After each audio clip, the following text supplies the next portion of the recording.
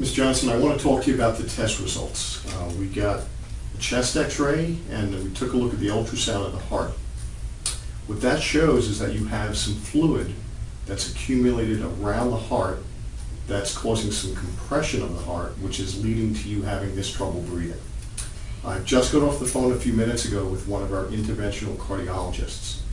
They're going to be coming in to evaluate you. And right now the plan is going to be for them to take you to our catheterization lab for them to do a procedure that's going to remove the fluid from around your heart. Do you have any questions right now that I could answer for you about these test results? Well, this fluid around my heart, what causes that? Well, it's tough to say. It may actually be related to the breast cancer. Sometimes some cancers can spread and can lead to fluid accumulating in certain parts of the body. So there's a chance that it could be related to the breast cancer, but we're going to have more information back once we get a sample of the fluid that we could send to the lab to be tested. Okay? So we'll be back with you shortly, and the interventional cardiologist is on their way in to come evaluate you. Okay.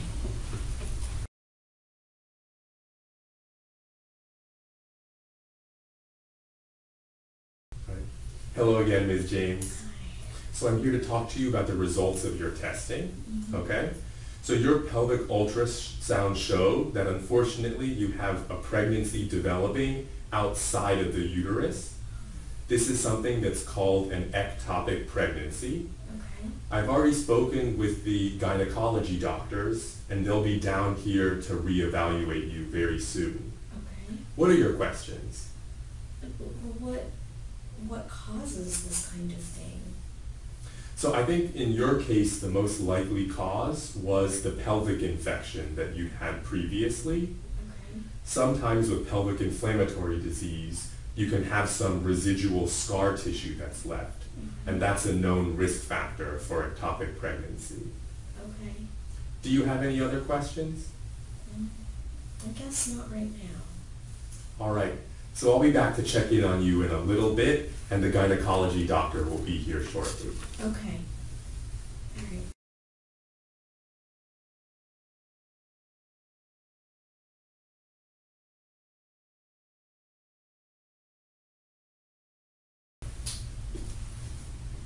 Ms. Steele, I want to talk to you about the test results. Okay. I know you were concerned about a heart attack, and I think that's certainly something we're always concerned about when a patient comes in with chest pain. The EKG that we performed and also the blood work shows that you are not having a heart attack. Oh, good. All right, I think that, that's great.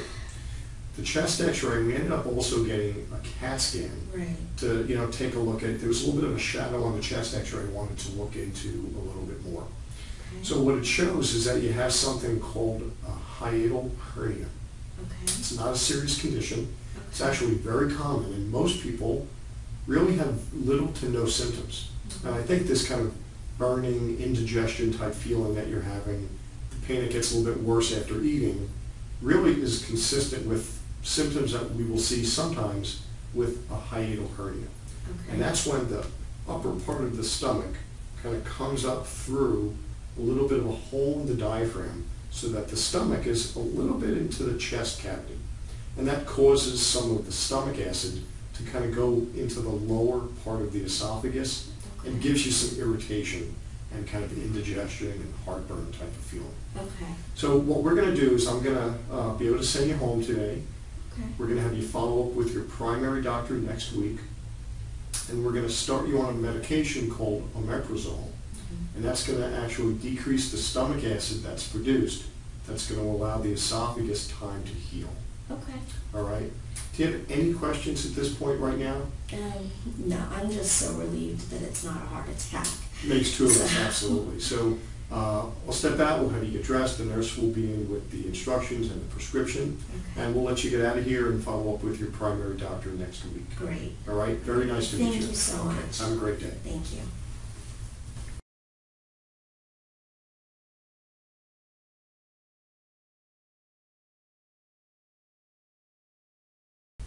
So, Mr. Jacobson, it looks like you're feeling a little more comfortable after some of the treatments we gave you. Yeah, Is that true? yes, I am. Excellent, excellent.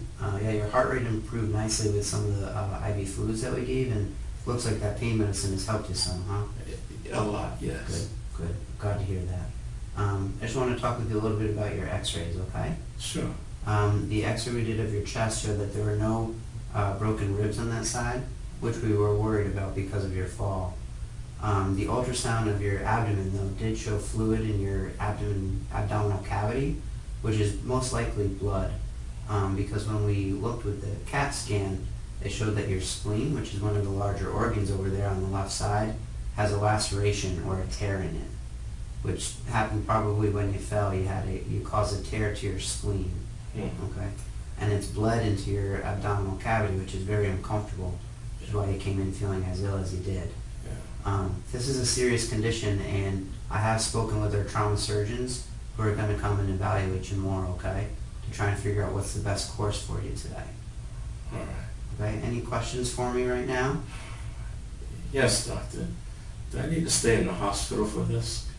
I do think you will have to be admitted to the hospital. We're going to have to keep an eye on your blood levels, which are okay right now. It does not look like you're losing a lot of blood or will need a transfusion, but that's something we'll have to keep an eye on over time.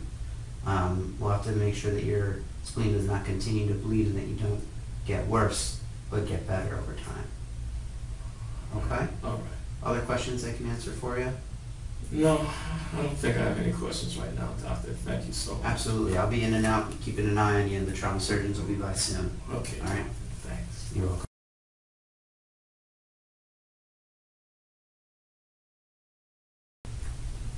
Okay, Mr. Roberts, so it looks like you're feeling a little bit better. Yeah. The medicine we gave you for pain was helping. Yes, a lot. And your blood pressure has improved a lot too, so that's good news. Yes. Your EKG and the labs that we did not show that you're having a heart attack, which is good. It did, however, when we looked at the ultrasound and the CT scan, it showed a tear of the blood vessel that comes off your heart called your aorta. This tear is called an aortic dissection or ripping.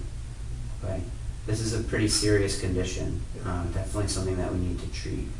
So I've already spoken with our cardiothoracic surgeons who are going to come in and talk with you, okay? They're going to talk with you about options for treating this. All right. In the meantime, I'm going to be coming in and out to make sure that we keep your pain and your blood pressure and heart rate under control until they can decide what's going to happen going forward, all right? All right. Any questions for me? Yes, doctor. Do you really think my using cocaine caused this?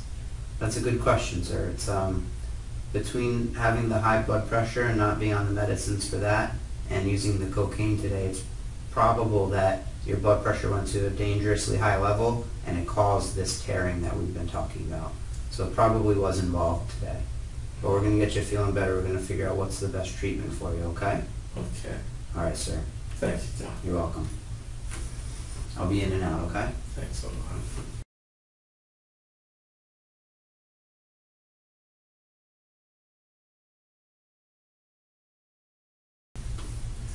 Mr. Jones, how are your symptoms? I feel a little better, I think. All right, that's great news. So I'm here to tell you about the results of your testing. Okay. Okay? All right. So the CT scan and our ultrasound showed that you have a kidney stone. Your kidney stone is in your right ureter, which is a small tube that connects your kidney to your bladder.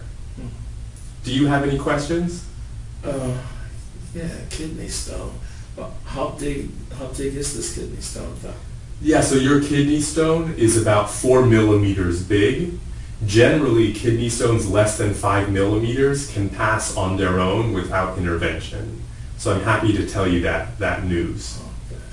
So a couple more things. Because we were able to control your pain and your nausea and vomiting, we're going to send you home with some pain medications, some medicines for nausea, and also a medication that will help you pass the stone. Okay? Okay. In addition to that, we're going to give you a strainer. We want you to urinate through the strainer so you can catch the stone when it comes out. And we want you to have follow-up with both your regular doctor and also the urology doctors. Do you have any other questions? No, I don't think so right now, doctor. All right.